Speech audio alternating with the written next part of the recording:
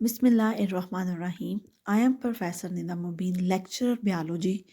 Welcome to my YouTube channel. आज का जो हमारा टॉपिक है वो chapter number 8 first year biology fungi से लिया गया है। आज के टॉपिक में इंशाल्लाह हम देखेंगे कि हम डिस्कस करेंगे role of fungi, taxonomic position of fungi and body structure of fungi. इसके अलावा हम ये देखेंगे कि जो फंजाई है उसको किस तरह से अब डिफरेंट किंगडम के अंदर क्यों रखा गया बाकी किंगडम से निकाल के। सबसे पहले हम देखते हैं कि फंजाई का रोल क्या है। अगर हम देखा जाए तो ओवरऑल जो हमारे पास है वो तकरीबन 1 लाख फंजाई की स्पीशीज अभी तक जो है ना वो रिकॉग्नाइज हो चुकी हैं।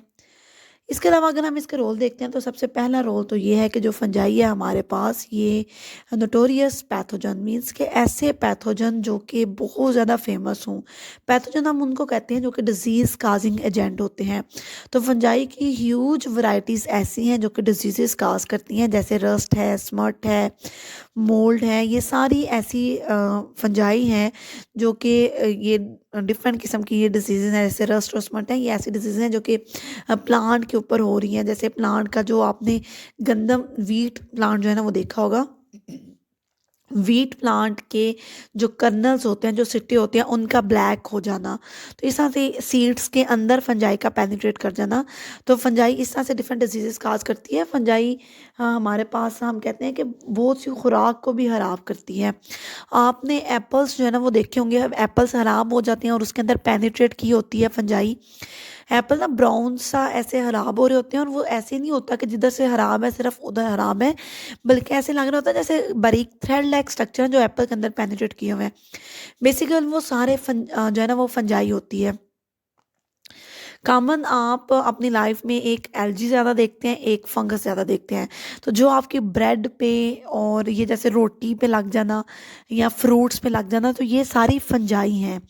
इसके अलावा अगर हम देखें तो फंजाई जो है ना वो ऐसी बहुत सी फंजाई ऐसी हैं जिसे हम फूड के तौर पे भी यूज़ करते हैं, जैसे मशरूम्स हैं, ट्रफल्स हैं, मॉरल्स हैं, यीस्ट हैं। ये सारी चीज़ें जो है ना वो हम लोग अपने फूड के तौर पे भी यूज़ कर सकते हैं। फंजाई को हम एंटीबायोटिक्स मीन्स कि इसको डिजीज़ेस के अगेंस्ट वैक्सीनेशन तौर पे या उसको किल करने के लिए माइक्रोब्स को जो है ना वो यूज़ की जाती है, जैसे कि पेनिसिलियम वगैरह। यीस्ट है तो इसका बेकरीज में या ब्रेवेज जहाँ पे शराब बनाने की इंडस्ट्रीज हैं उसमें बहुत ज़्यादा यूज़ किया जाता है। इकोलॉजिकली रोल देखा जाए तो फंजाई मेजर रोल प्ले करती है डिकम्पोजिशन में।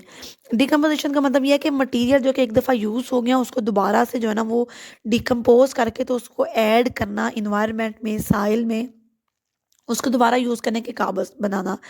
इसलिए हम फंजाई को किंगडम ऑफ रिसाइकल्स भी कहते हैं कि ये रिसाइकलिंग में बड़ा इंपॉर्टेंट रोल प्ले करती है। अगर रिसाइकलिंग नहीं की जाएगी तो वो न्यूट्रिएंट्स अगेन एंड अगेन एक तो यूज़ नहीं हो सकेंगे। वो न्यूट्रिएंट्स एक दफ़ा यूज़ हो जाएंगे तो बस वो ब्लॉक हो जाएंगे और जो वेस्ट मटेरियल है उसकी भी ब्रेकडाउन नहीं की जाएगी, तो वर्ल्ड जो है ना वो वेस्ट मटेरियल से ही भर जाएगी। तो ये कुछ रोल थे फंजाई के कि फंजाई को हम as a source of food, या फिर फंजाई जो है ना वो डिजीज़ भी खास करती है, फंजाई जो है ना वो डिकम्पोजर्स का भी काम करती है। तो ये डिफरेंट जो है ना वो फंजाई अपने इंपॉर्टेंट जो है ना वो रोल प्ले कर रही है। नेक्स्ट अगर हम देखते हैं हमारे पास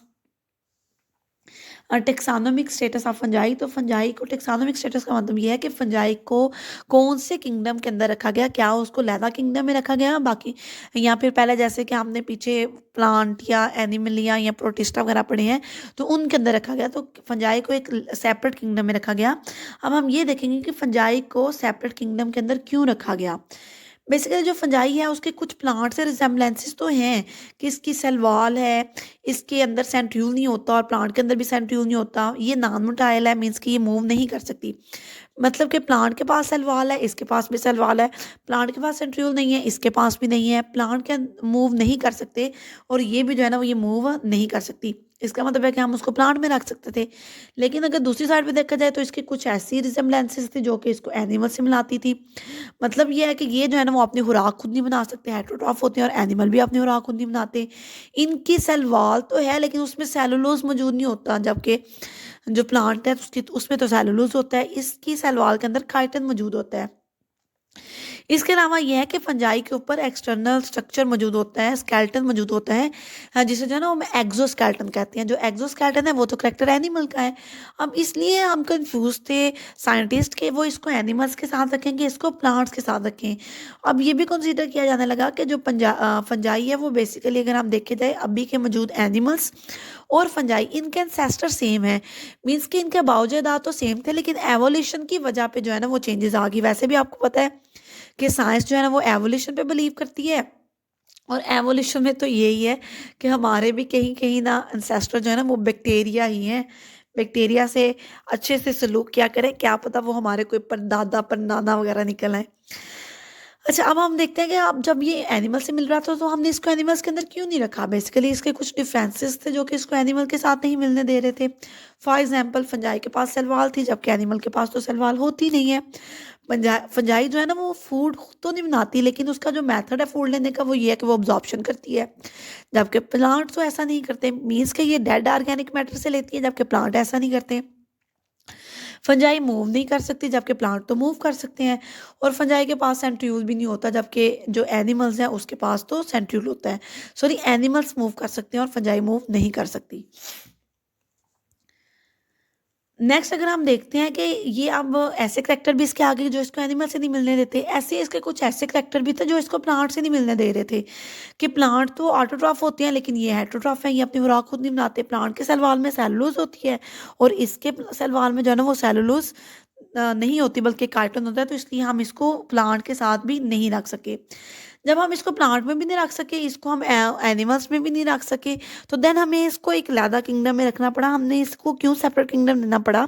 जब इसके डीएनए को स्टडी किया गया तो देखा गया इसका डीएनए बाकी तमाम नॉन ऑर्गेनिज्म से डिफरेंट था। इसके अलावा जब इसकी न्यूक्लियर माइटोसिस को स्टडी किया गया, तो मतलब इसके सेल के डिवीजन को स्टडी किया गया, तो वो भी क्या थी, डिफरेंस थी। न्यूक्लियर माइटोसिस इसकी किस तरह से डिफरेंस थी कि जब इसमें न्यूक्लियर माइटोसिस हो रही होती है तो जो इन्वेलप है, जो न्यूक्लियर इन्वेलप है, एक तो होता है सेल वॉल, जो सेल का इन्वेलप है। एक क्योंकि ये यूक्रियाड में आती है ना, तो इसके बाहर भी वॉल मौजूद होती है।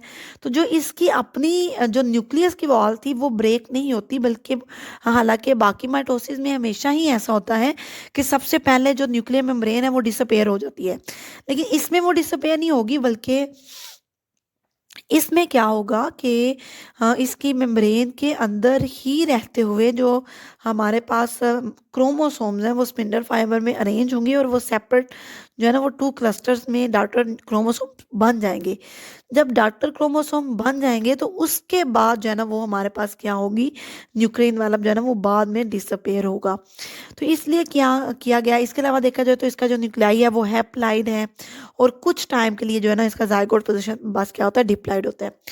अब इसकी माइटोसिस बिल्कुल डिफरेंट है बाकी तमाम नॉन ऑर्गेनिज्म से, इसलिए साइंटिस्ट ने एट द एंड फैसला किया कि हम इसको क्या कर देते हैं, सेपरेट किंगडम में। अभी तक जितना हमने देखा उसमें यही था कि हमने कुछ फंजाई के रोल देखे जो कि वो वर्ल्ड के ऊपर प्ले कर रही है। देन हमने देखा कि ये प्लांट से भी नहीं मिलती, एनिमल से भी नहीं मिलती, लेकिन कुछ करैक्टर इसके ऐसे थे जो इसको प्लांट से भी मिलाते थे, कुछ एनिमल से भी, लेकिन ये 100% किसी से भी नहीं मिल सकी, और इसकी माइटोसिस बाकी सबसे डिफरेंट थी। तो इसलिए हमने इसको एक सेपरेट किंगडम के अंदर रख दिया। अब जब हमने फंजाई को एक सेपरेट किंगडम के अंदर रख दिया है, तो अब हम इस स्टडी करना शुरू करते हैं कि जो फंजाई है उसका बॉडी स्ट्रक्चर कैसा जो है ना वो हमारे पास होता है। फंजाई इस तरह से है, बेसिकली अगर हम देखा जाए तो मैक्सिमम जो फंजाई हैं हाइफल भी होती है, नॉन हाइफल भी होती हैं। ये एक हाइफल जो है ना वो फंजाई है। इसके जितने भी नीचे आपको स्ट्रक्चर नजर आ रहे हैं थ्रेड लाइक, ये सारे माइसीलियम है, और इसमें जो सेपरेट होती है, और माइसीलियम का जो एक एक थ्रेड है उसे हम हाइफी कहते हैं। मीन्स के ज़्यादा से जब हाइफी मिलते हैं तो माइसीलियम बना लेते हैं। माइसीलियम के अंदर जो एक एक थ्रेड होगा वो हाइफी होगा, और इसको ओवरऑल हम कह देते हैं कि ये क्या है, एक जो फंजाई है उसकी बॉडी का स्ट्रक्चर है। इसके अलावा अगर हम देखा जाए तो फंजाई में 2 टाइप के बॉडी स्ट्रक्चर होते हैं। कुछ हाइफल फंजाई होती हैं, कुछ नॉन हाइफल होती हैं। सबसे पहले हम डिस्कस करते हैं कि हाइफल कौन सी है। हाइफल वो है जैसे हमने पीछे स्ट्रक्चर देता है जिसके अंदर माइसीलियम और हाइफी मौजूद होते हैं।